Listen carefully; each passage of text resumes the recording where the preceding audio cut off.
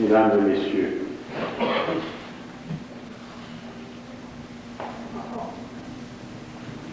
c'est toujours avec émotion que je rencontre des personnes âgées, car elles portent un message que je peux comprendre parce que depuis quelque temps, il est évident que je fais partie de votre groupe en ce qui concerne l'âge. Je ne veux pas révéler l'âge de chacun et de chacune, mais je crois qu'il n'y en a pas un grand nombre qui ont atteint leurs 81 ans. J'en suis là. Ce qui peut donner de l'espérance à ceux qui sont encore jeunes et donner du courage à ceux et à celles qui ont atteint cet âge que le psalmiste appelle un exploit. Je vous remercie pour les paroles de bienveillance que vous m'avez adressées. Votre interprète a souligné l'action que j'accomplissais auprès de ces pauvres malheureux qui ne sont pas seulement en Afrique, mais qui sont un peu partout dans le monde. Il y a beaucoup plus de pauvres que de riches dans le monde. Des pays pauvres, mais des individus, des hommes et des femmes, et surtout des enfants qui sont pauvres. En ce moment, le Seigneur a placé au-dessus de nous un toit. La pluie peut tomber, ne nous atteint pas. Vous avez tous probablement un endroit de sécurité. Et vous devez manger vos 3 repas par jour, même si le menu est frugal. Mais n'oubliez pas qu'il y a une multitude d'hommes, de femmes et surtout d'enfants qui n'auront pas mangé aujourd'hui. Et en recevant de Dieu ce morceau de pain qui sera sur la table tout à l'heure, que votre cœur soit reconnaissant. C'est la première fois que je viens jusqu'à vous à la Tuque. C'est un voyage assez long. Les chemins sont cependant assez confortables. Mais il y a une certaine fatigue qui nous accompagne lorsque nous parcourons une telle distance. Il faudra retourner dans la nuit. C'est donc un voyage rapide et qui me permet de retourner dans le passé. Et il est probable qu'ici, peu de personnes pourront me suivre. Le premier évêque de l'endroit s'appelait Monseigneur Zéphirin Laurent. pourquoi votre paroisse a été dédiée à Saint-Étienne. Et M. Lorrain était un prêtre du diocèse de Montréal. Il était né à Sainte-Rose, village de l'île Jésus. Et après son ordination, il avait accepté d'accompagner nos Canadiens français qui se rendaient aux États-Unis. Et il fut nommé curé d'une paroisse dans le diocèse de Orfevreul. Il réussit très bien en 10 ans. Il construisit son église, son presbytère et ses écoles. Lorsqu'un jour, Monseigneur Fabre, évêque de Montréal, le rappela à Montréal. Il n'y comprit rien, car au lieu de lui donner une belle cure, il le nomma vicaire dans une paroisse.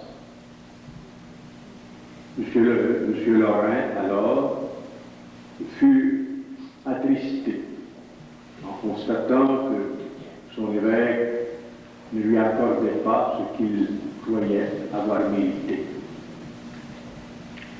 Les jours passèrent, les mois passèrent, le vicaire général de Montréal mourut subitement et il fut nommé vicaire général de Montréal pendant 2 ou 3 ans. Lorsqu'un soir, Monseigneur Fabre frappa à sa porte, il lui apporta sa bulle de nomination de premier évêque du vicariat apostolique de Pontiac. Tel était le nom de ce diocèse naissant, vicaire apostolique de Pontiac.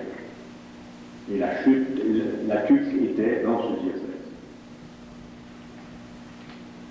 M. Lorrain avait été rappelé des États-Unis, mais Rome n'avait pas voulu le nommer évêque immédiatement, parce que justement, nommer un évêque dans la province de Québec et l'Ontario, car le diocèse s'étendait tout au nord de l'Ontario et du Québec, c'est un immense territoire. On voulait que ce soit un prêtre qui ait exercé le ministère au Canada. Je n'ai pas connu Monseigneur Lorrain, sinon son histoire,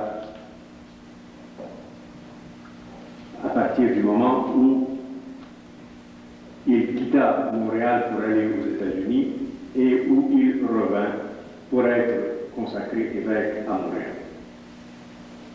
Mais j'ai connu très bien son successeur, Monseigneur Latulippe. Élie à Anicette Latulippe, qui fut évêque de Hélène. Et à ce moment-là, la tuque appartenait au diocèse de l'Hébrée. Monseigneur Latulippe était un vénérable vieillard quand je l'ai connu, et venait souvent à Saint-Anicette. Alors que j'étais enfant de cœur, je servais sa messe. Il était né à Saint-Anicette, c'est pourquoi il portait le nom de Élie Anicette Latulippe. Mais peut-être que quelques-unes ont connu le curé Corbeil. Je crois que c'est le fondateur de la paroisse ici. Lui, je l'ai bien connu, c'est un homme énorme, pesait plus de 300 livres, et il avait fait son cours à Sainte-Thérèse, et quand j'avais 12 ans, et que j'étais étudiant à Sainte-Thérèse, celui qu'on appelait le gros curé Corbeil, on l'attendait tous les ans. Il venait célébrer la fête du séminaire avec nous. Et vous voyez comme le monde est petit. Me voilà avec vous à la tuque et je peux vous parler de votre premier évêque, Monseigneur Lorrain, de vous parler de l'évêque des Hébreux, Monseigneur Latulippe, et de vous parler de votre premier curé qui a fondé cette paroisse de Saint-Zéphirin, parce que c'était le patron de l'évêque Zéphirin Lorrain. Oui, le monde est petit, et c'est pourquoi nous formons une famille. Nous sommes tous dépendants les uns des autres. Et comme j'ai parcouru le monde et que j'ai connu la misère, les lépreux au Japon, les enfants reptiles en Afrique, et que je me suis penché sur leur misère, et qu'en ce moment, je m'occupe des enfants affamés de l'Afrique, de l'Éthiopie et d'autres pays. Ce que je ressens, c'est une souffrance fraternelle. Il ne faut pas dire qu'ils sont loin, nous ne les connaissons pas, ce n'est pas nos affaires, nous avons nos problèmes. Le fait que vos problèmes sont énormes. Nous portons tous nos problèmes. Moi, le premier, à mon âge, j'ai des problèmes de santé, moi aussi. Il n'y a pas simplement vous qui avez des problèmes. Nous en avons tous rendu un certain âge. Mais nous ne devons pas nous arrêter à nos problèmes personnels. Nous devons regarder à côté de nous pour constater que d'autres souffrent. Et je suis convaincu qu'il y a dans la TUC des personnes généreuses, des bénévoles qui viennent vous visiter. Et si je m'occupe ainsi des pauvres, de la terre, si j'apporte une aide à une vingtaine de léproseries, si j'ai des œuvres dans une quarantaine de pays, de l'Asie et de l'Afrique, c'est parce que je prépare mon jugement dernier.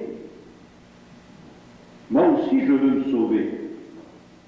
Pas simplement vous qui travaillez à votre salut. Je dois travailler au mien, à mon salut.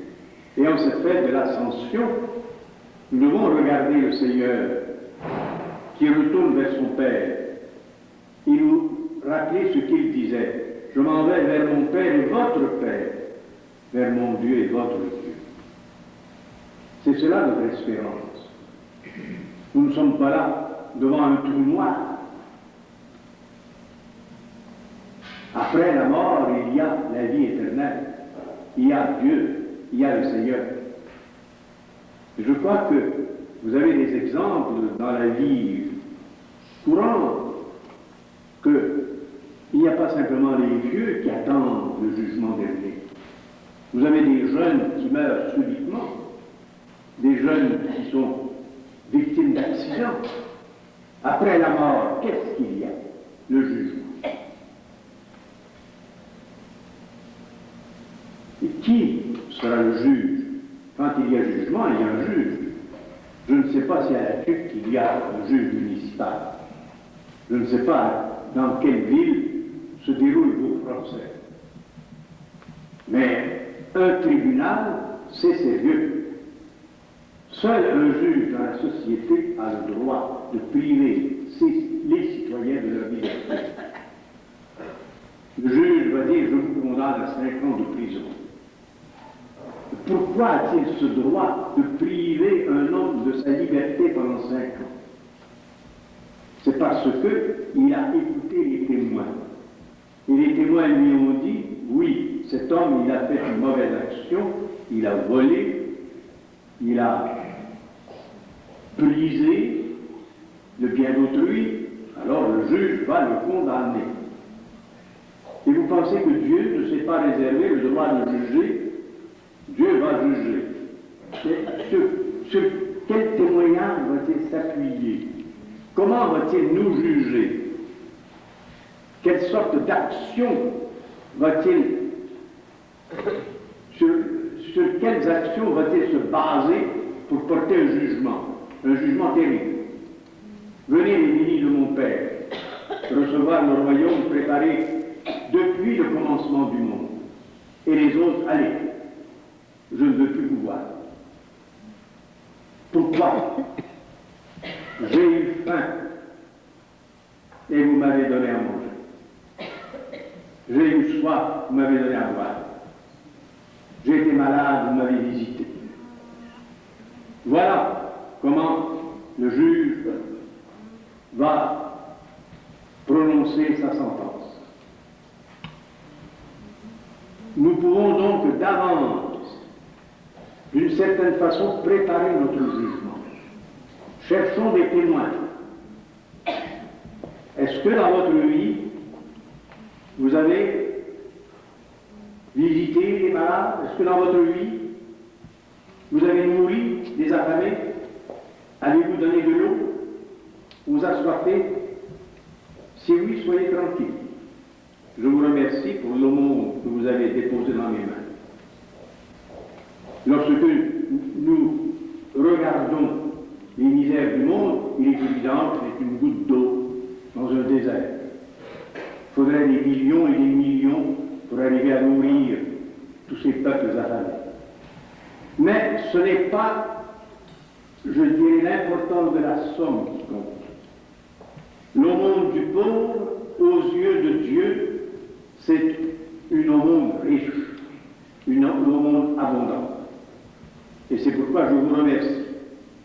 Au nom de ces pauvres, j'ai envoyé, moi, personnellement, 40 tonnes de nourriture, des biscuits protéinés. 2 biscuits peuvent conserver la vie à un enfant pendant une journée. Je leur ai envoyé 85 couvertures de laine, 85 000 couvertures de laine. Je ne suis pas seul, heureusement, il y en a beaucoup qui le font. Mais enfin, vous participez à ce mouvement de charité envers ces pauvres malheureux. Vous vous croyez malheureux des fois. Vous êtes là portant votre mal et vous trouvez que c'est lourd. N'oubliez pas tous ceux qui meurent le long de la route. N'oubliez pas ces 40 enfants qui meurent de faim à toutes les minutes. Ce soir, vous aurez votre morceau de pain. Prenez-le avec reconnaissance. Je remercie les organisateurs de cette rencontre. Ce n'est pas facile de réunir des personnes âgées. Vous allez être obligés de retourner dans vos foyers, dans vos maisons de retraite. Enfin, vous vous êtes déplacés et je vous remercie beaucoup d'être venus communier à la prière de ceux qui vont se réunir tout à l'heure à l'église pour célébrer l'Ascension. L'Ascension, c'est la fête de l'espérance. Et vous avez besoin d'espérance en ce moment. Espérance d'une santé meilleure, espérance d'une sécurité, espérance que Dieu vous donnera la force de porter votre mal, mais surtout la grande espérance. Préparez-vous. Rendu à un certain âge, il faut y penser. Nous ne serons pas toujours là. Dieu viendra nous chercher demain, après-demain, peu importe. Nous ne serons pas toujours là. Il y a des moments dans la vie, ou des époques dans la vie, où on ne pense pas à la mort. Quand j'avais 25 ans, 30 ans, 40 ans, je n'avais pas le temps de penser à la mort. J'étais en pleine activité. Alors quand on a une grande activité, on ne pense pas à mourir le soir ou le lendemain. Mais aujourd'hui, je suis bien obligé de m'arrêter et de dire, toi aussi, tu vas connaître le terme, tu vas arriver à la frontière, tu vas être obligé de frapper à la porte. Alors, c'est pourquoi la fête de l'Ascension, pour moi, c'est une fête d'espérance. Et l'évangile d'aujourd'hui se termine non pas seulement sur une note d'espérance, mais sur une perspective d'avenir sur cette terre. Alors que le Seigneur dit à ses disciples, allez maintenant par toute la terre, annoncer la bonne nouvelle, crier le salut du monde. Voilà ce que c'est que la fête de l'Ascension. C'est de crier la bonne nouvelle de l'Évangile. Je m'excuse auprès des personnes qui entrent, mais c'était la fin de la rencontre. Vous tâcherez, les autres vous diront ce que j'ai dit. Et je demande au Seigneur de vous accorder les bienfaits que vous désirez. Et de tout cœur, je vous donne au nom du Seigneur une bénédiction toute spéciale. Que Dieu Tout-Puissant vous bénisse, le Père, le Fils et le Saint-Esprit. Bien.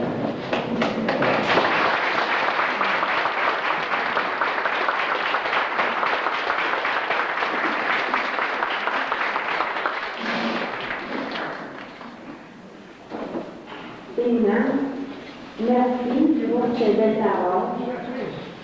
Merci au nom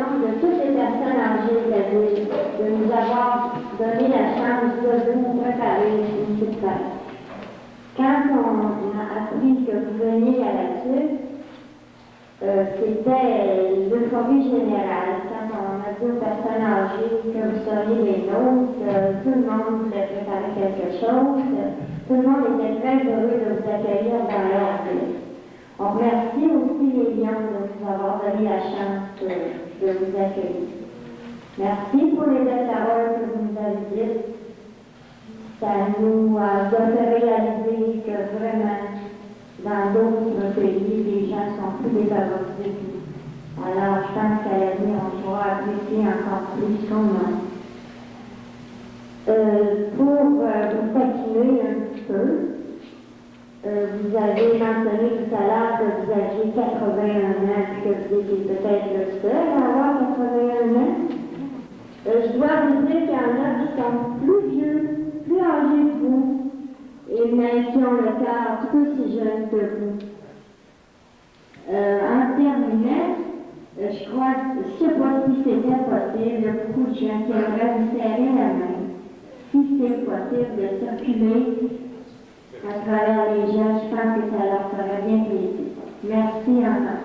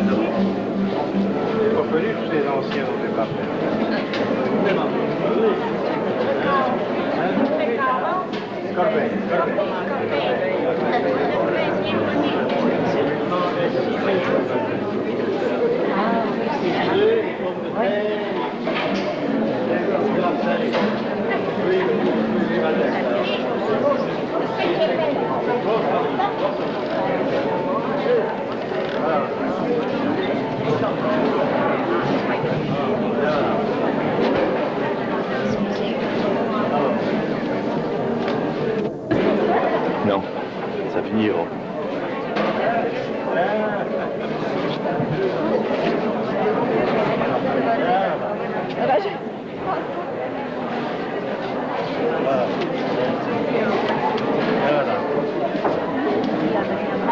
Alors, ma belle, c'est pas parmi les personnes âgées. Non, on l'a emmené avec nous.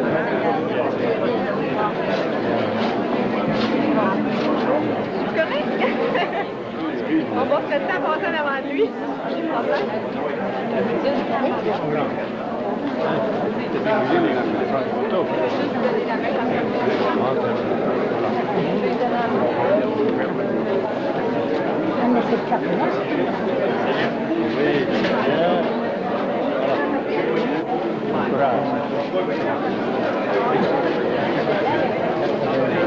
Bien. Ah, je vais essayer de vous rejoindre.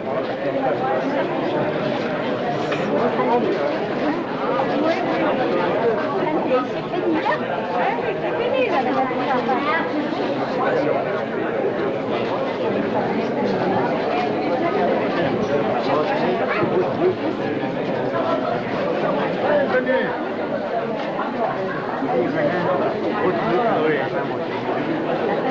Mais que c'est bien d'avancer, parce que là, lui, la foule, là.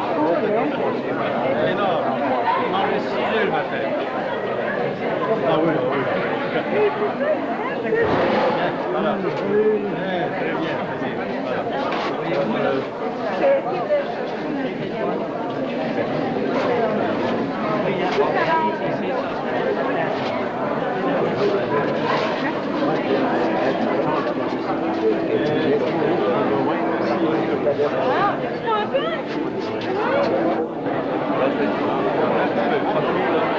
On va attendre un petit peu.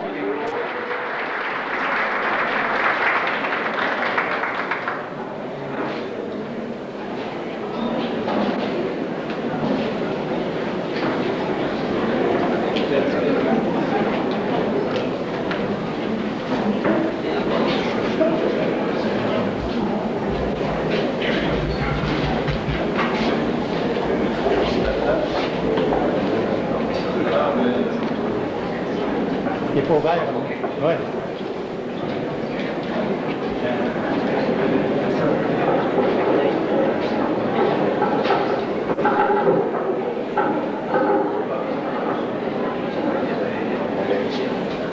C'est vrai.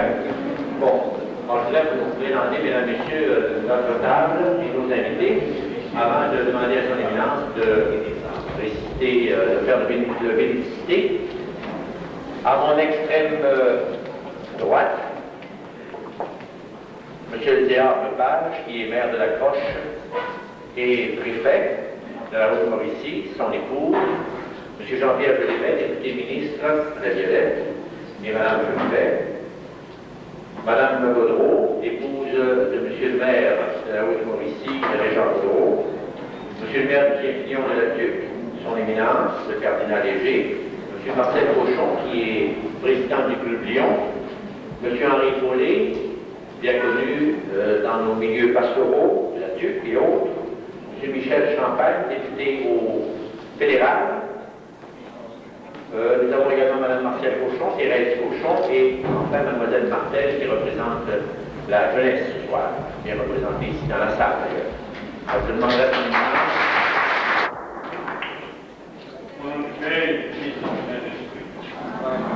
Bénissez-nous, Seigneur, bénissez ce repas.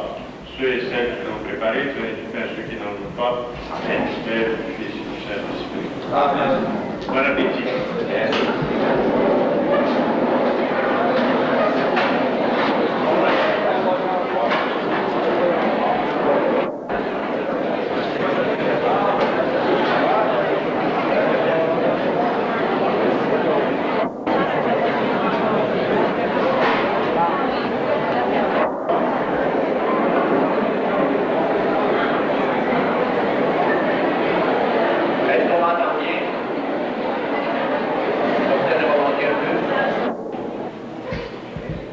Monsieur le cardinal, messieurs les maires, messieurs les députés, monsieur le préfet, Éminence, votre visite à la Tuque n'a laissé personne indifférent. Bien au contraire, elle a suscité le plus grand intérêt dès l'instant où le président du Club Lyon, M. Marcel Cochon, annonçait à la population que son rêve devenait réalité.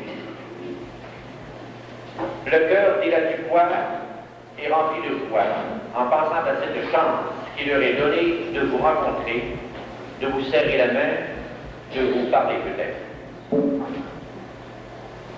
La Tuque est une ville jeune. En prononçant ce mot, on se remémore les images du petit écran de la dernière émission du Club Sandwich, où vous étiez en vedette, une émission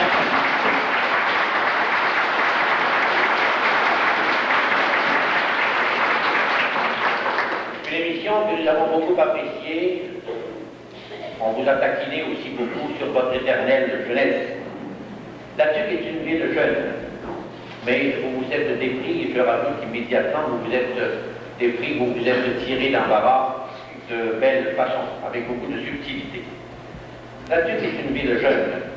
Elle a voulu donner à ses rues des noms de personnes qui auront marqué l'histoire religieuse du Québec. Une rue porte le nom de Cardinal Léger. Elle est située dans un des plus beaux quartiers de la ville, baigné par les eaux de la grande baie de la rivière Costerelle. Éminence, votre réputation vous a précédé en ces lieux. Vous êtes considéré comme l'un des Québécois les plus remarquables de votre génération.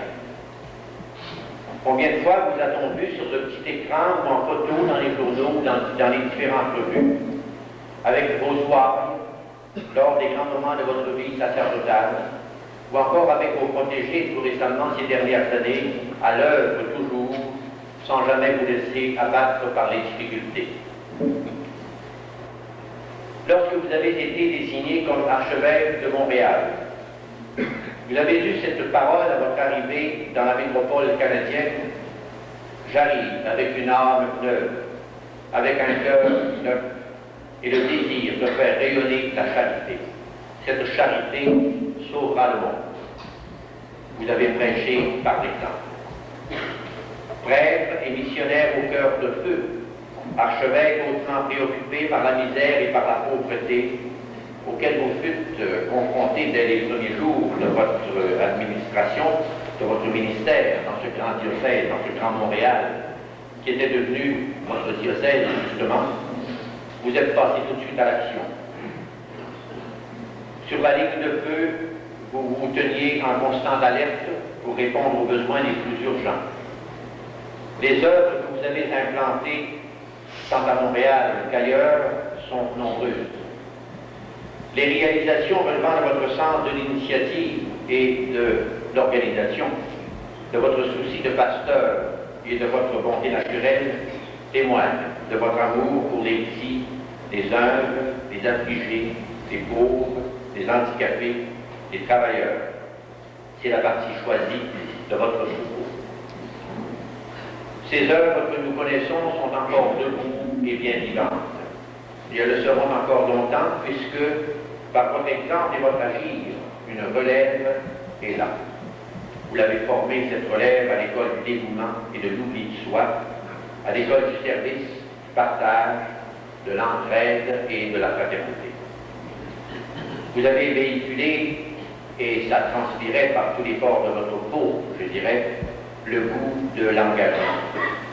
Vous avez enraciné dans le cœur de très nombreuses personnes l'appel au dépassement et le goût du grand large, où se rencontrent les consolations les plus vraies, les satisfactions les plus profondes. Et vous voilà missionnaires et apôtres des lépreux, que vous avez toujours considérés comme vos frères. Voilà que vous leur avez consacré une bonne partie de votre vie. Vous vous êtes fait leur défenseur, leur ami, leur père. Éminence, nous saluons aujourd'hui dans votre personne un pasteur de haute stature, profondément imbu de l'esprit de service qui est votre caractéristique et qui découle de votre réponse généreuse à l'appel du Seigneur de travailler à sa vie. Tous vos engagements pastoraux relèvent de ce oui généreux que vous avez prononcé au jour de votre ordination sacerdotale. Éminence, je voudrais vous présenter maintenant celui qui a eu l'idée de vous inviter ici. C'est le président du Club Lyon, M. Marcel Cochon, qui souhaite la bienvenue officielle.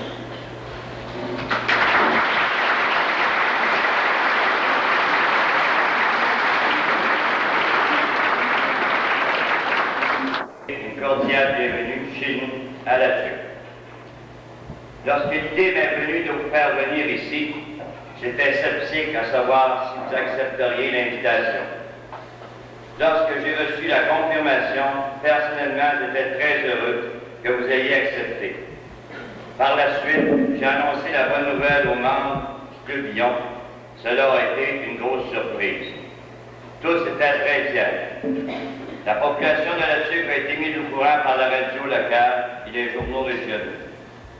Vous savez, son éminence, beaucoup de gens avaient appel à croire que c'était réalisé, que le cardinal Léger viendra à la TUC au mois de mai, aujourd'hui. Son éminence, bien des gens d'un certain âge voulaient vous rencontrer et vous voir en personne. Ça leur faisait beaucoup plaisir. Pour eux, ils vous appellent, dit-on, notre pape du Québec. Éminence, avant de terminer, le Club Lyon de la TUC tient à vous remettre ce montant d'argent pour vos œuvres que vous avez beaucoup à cœur. Toujours au nom du Club Lyon, pour souligner votre passage à la TUC, je voudrais vous remettre une plaque souvenir. Sur cette plaque est inscrit ces mots: hommage, Paul Cardinal Léger, prophète de notre temps, ami des petits et des pauvres. Club Lyon, la TUC incorporée, le 18 de ce jour. En terminant, malgré la distance qui nous sépare et vos nombreuses occupations, je vous remercie encore d'être venu chez nous et croyez-moi, le Club Lyon et la population de la Tuquoise n'oublieront pas votre passage chez nous. Merci aussi à vous, population, d'avoir répondu à notre appel pour cette belle rencontre aujourd'hui avec notre cardinal Paul-Émile Léger.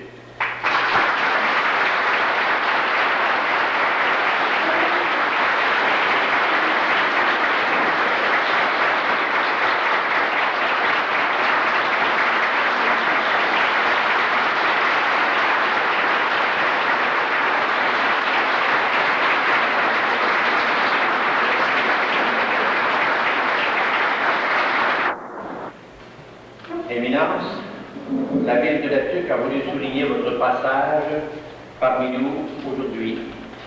Et pour vous présenter l'hommage des citoyens de la Citoine, j'ai l'honneur de vous présenter le maire de la ville, M. Lucien. Mesdames et messieurs, ce jour du 18 mai 1985 est un jour heureux pour la ville de La Tuque. Heureux pour sa population, heureux pour son conseil municipal et heureux pour celui qui vous parle. Et nous ne pouvons faire autre que marquer le passage illustre qui nous honore aujourd'hui du deuxième cardinal à visiter notre ville parce que en 1921, comme je disais tout à l'heure à son éminence, nous avions l'honneur et le plaisir de recevoir feu le cardinal Louis-Nazaire Bégin, qui était archevêque de Québec et qui était venu en 1921 pour bénir dans des cérémonies assez grandioses avec l'évêque du diocèse, Monseigneur Latulippe, le monument du Sacré-Cœur et qui trônait autrefois au centre-ville de la ville de La Tuque. Éminence, je vais vous demander dans un instant de signer le livre d'or de la ville de La Tuque. La page où vous apposerez votre signature constituera l'un des plus beaux souvenirs, l'un des souvenirs les plus historiques et les plus illustres que la ville de La Tuque consignera dans son livre d'or.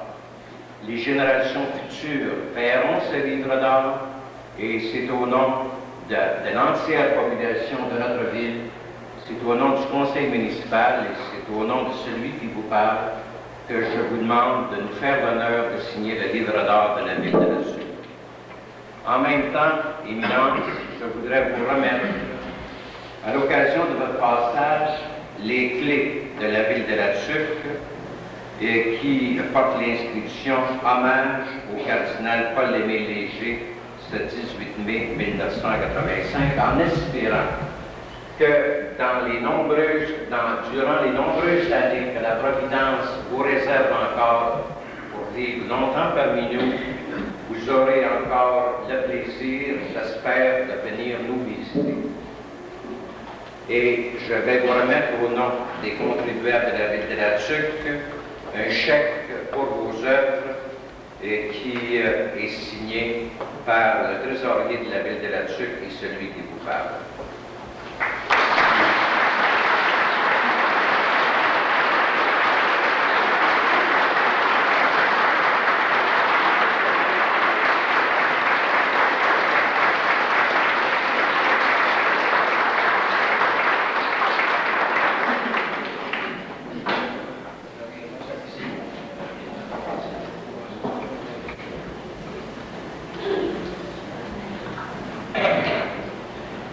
Éminence, une jeune fille de notre ville, Rachel Martel, désire vous présenter ses hommages. Et elle aussi, elle le fera au nom de tous les jeunes dans le cadre de l'année internationale de la jeunesse.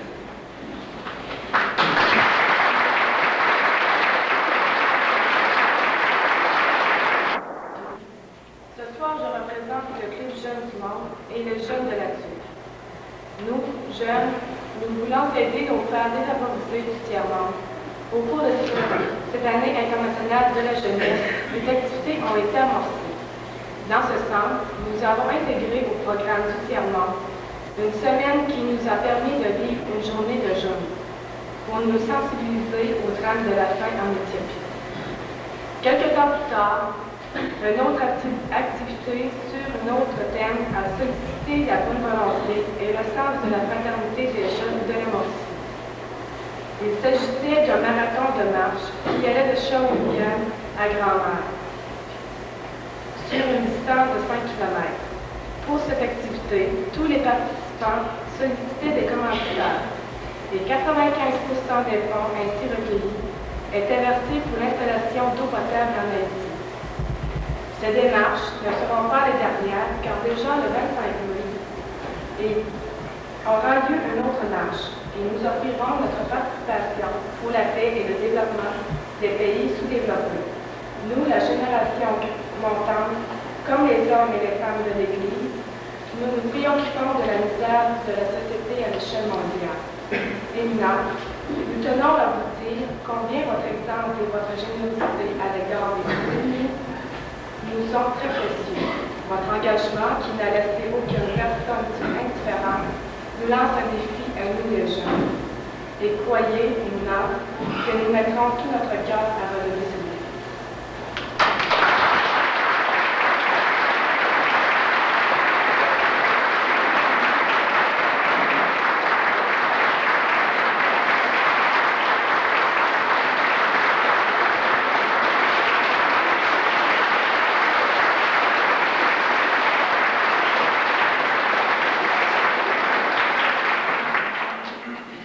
Leur Éminence, on vous laisse le temps de signer le livre d'or.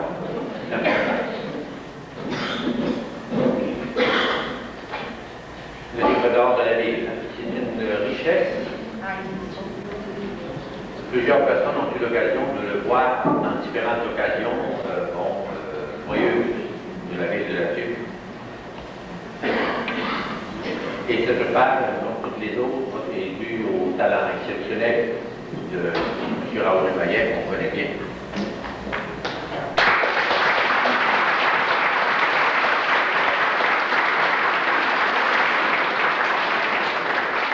Sur cette page du livre d'or apparaissent clairement les harmonies du cardinal Deschaines. Je sais que M. Jean-Claude Gagnon a des choses très très intéressantes à vous présenter sur les écrans qui sont juste devant vous. Je sais aussi que vous avez hâte d'entendre le cardinal. Je brûle du désir de vous le présenter sans tambour ni trompette. Monsieur le cardinal.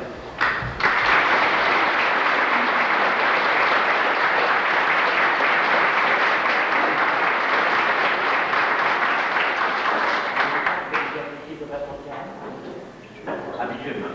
On continue.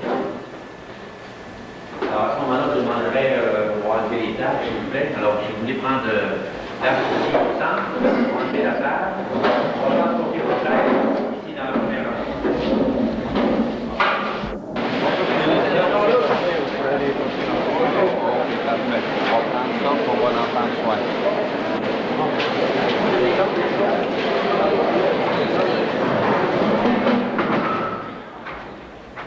Le passage du cardinal apporte de l'espoir à ces gens. Mais pour que cette joie communiquée, pour que cet espoir de vivre dignement devienne une réalité, notre appui est nécessaire. Troisième projet, la rénovation de maisons à Campbell, petit village au sud de l'île. La Saint-Vincent-Paul de Campbell, avec la collaboration de le cardinal Léger et ses œuvres, contribue à l'amélioration des maisons les plus pauvres. Depuis 3 ans, plus de 400 maisons ont été rénovées. Comme vous pouvez voir, ce ne sont pas des chambres. Un bon toit, des murs solides, c'est déjà beaucoup mieux que rien. En juin dernier, je rencontrais cet homme. Il est veuf et père de plusieurs enfants. Leur demeure avait besoin de réparation. Eh bien, avec l'aide du cardinal, c'est déjà fait. Le 10 mars dernier, je lui rendais visite à sa nouvelle demeure. Vous conviendrez avec moi que cette mère de nombreux enfants ont également besoin d'un toit plus confortable. De même que cet handicapé physique. Dans les 2 cas, de nouvelles demeures sont en construction. Pour améliorer cette maison, il en coûtera environ le prix de certaines poignées de porte de nos luxueuses demeures. Environ 100 $. 100 $ pour de beaux murs et un toit convenable, pour nous, c'est peu. Pour eux, je le rappelle, c'est le salaire d'un mai. à foyer.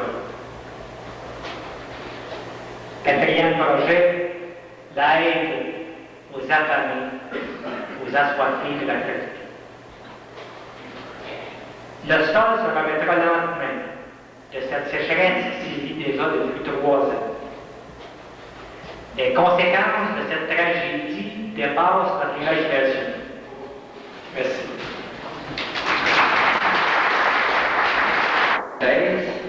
Et de là, le cardinal pourra s'adresser maintenant à l'auditoire.